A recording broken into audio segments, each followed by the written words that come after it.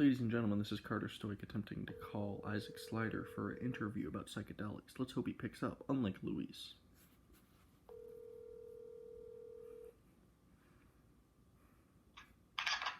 Hello? Hello? Did I wake you up? No, but what's up? Okay.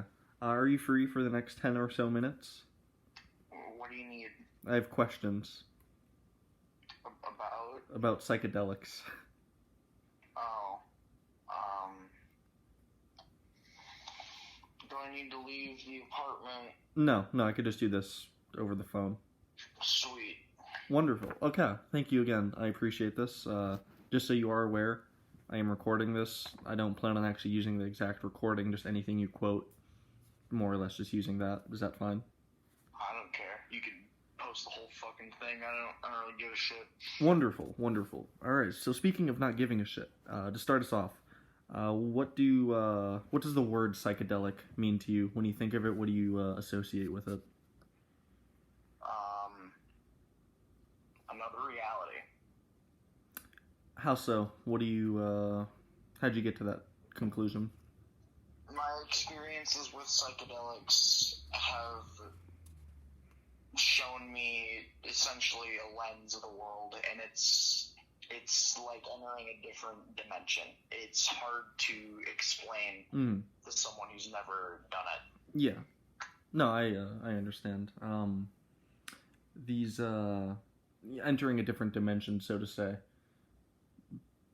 Better than regular dimension, more interesting. How else would you describe it aside from it just being better? Certain times it's better, and it's significantly better. However, that doesn't mean all times are. There are times that can be worse or just as equally meh as normal reality. And then usually the worst times are also exaggeratedly worse, like the times that are better are exaggeratedly better. Yeah. It kind of depends on what psychedelic you take, from what I've been able to gather also. I only have experience with two, and one of them at least gives you a chemical boost, the other doesn't. So my preference is the one that gives you a chemical happy boost. Yeah, same. It's I don't know, a more what feels like guided experience, just very anecdotal, but the two times, at least I can personally say, the difference between LSD and psilocybin mushrooms are just, I don't know, truly head empty, interesting shit. I don't know about interesting. Unless you start getting into higher doses, yeah. Yeah, I might start being of the opinion that it's an all or nothing kind of thing, which I don't know how to feel about that. Speaking of all or nothing, personally, what do you think psychedelics' place in society is, or should be, I should rephrase. Do you think they're fine as they are? Do you think they should be completely legalized? I'm a firm believer that everything should be completely legalized and just heavily regulated. For multiple reasons. Not just because I want to do everything, because I don't. Psychedelics are things that I enjoy, and they were made. See, the thing is, the government promoted them really heavy in the past for a little while, got a bunch of people to really like and use and test them, then took them away and made them all super duper illegal and all federal crimes to have and do them. But now a lot of that's becoming a lot more lax. Research with them and on them is becoming much more supported, paid for, and much more common, which I think is good. Yeah. Fuck, I lost my train of thought. It happens. So more or less, my next question is a follow-up. Do you think they should be allowed? Which you already kind of answered. Yes, they should. Do you think, I suppose, what do you think the ideal way to go about a legal system in which they're allowed for sale is the best way? Do you think it would be over the counter would be fine? Hey, you want some acid? Here you go. Or do you think it should be, I think it should be taken, at least for things like psychedelics, like acid mushrooms, I think they should be taken much more as a clinical and therapeutic route. They might not have to be, like, prescribed or made into, like, a medicinal thing, like medical marijuana can and has been. Mm-hmm. They should be I think they should be something sort of similar to that. I don't think they should just be like, oh, I need ibuprofen for my back. I can go to Walmart and buy it. Yeah. I don't think you should do that. I don't even think they should be as easy as, oh, I need to make a smoke shop run and go grab myself some mushrooms. I think for mushrooms, at the very least, it should be completely legal and up to you and your choice if you want to grow them. And if you grow them, and as long as you're not trying to, like, sell them, yeah, they're yours. You can do whatever you want with them. It's your own shit. It's your own crops, more or less. Exactly. Yeah. And the thing is, with the chemical ones like acid, if the government takes control of them like they have been with weed and things like that, they can and have, and it shows how much money they can make if they just tax the fucking shit out of it. Yeah. If you regulate it, then you can tax it. If you can tax it, it's making money. If you can make money off of drug addicts, you win. You solve the 20 trillion national debt crisis, and it's just more of an ethical thing of, do we really want to support these addicts in our country? Which, well, people like Reagan back in the day are the reason that drugs are seen as the way they are in America. But alcohol is the exemption still, which is always interesting to me. Yeah. I guess speaking of a different kind of, never mind, it's not correlated. Do you have any long-term positive or negative takeaways from your experiences with psychedelics? Anything that you think has stuck with you? Any profound? Yes. Care to Absolutely. Share? Care to share?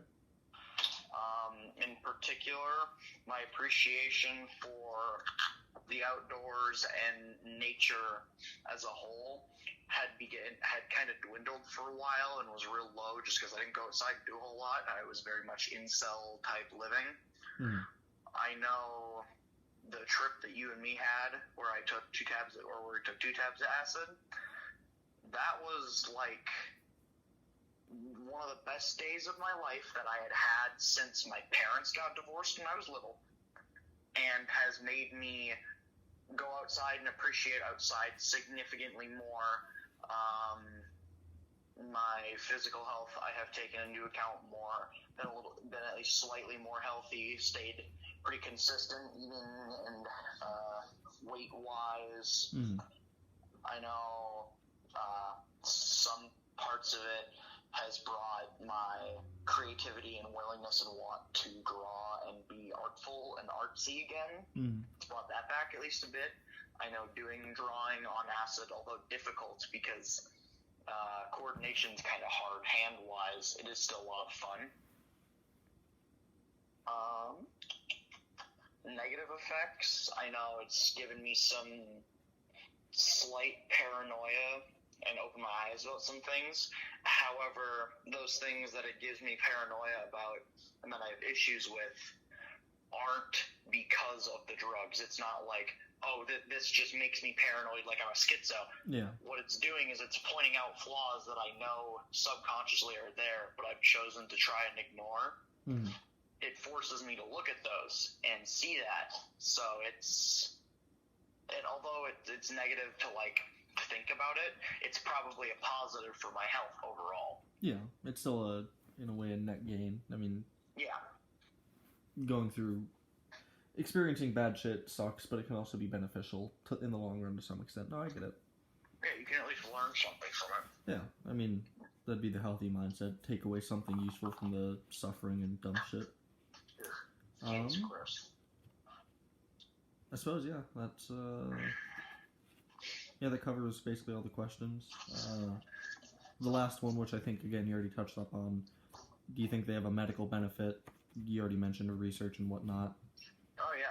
Research in Northern European countries in particular on mushrooms has shown a lot that it can be helpful. Same with acid. They've been kind of touching on it. Yeah. DMT has been a cultural and spiritual guider, motivator, helper for fucking centuries in South America and continues to be still and things like that. Yeah, DMT, ayahuasca. I know I haven't gotten the chance to do DMT yet.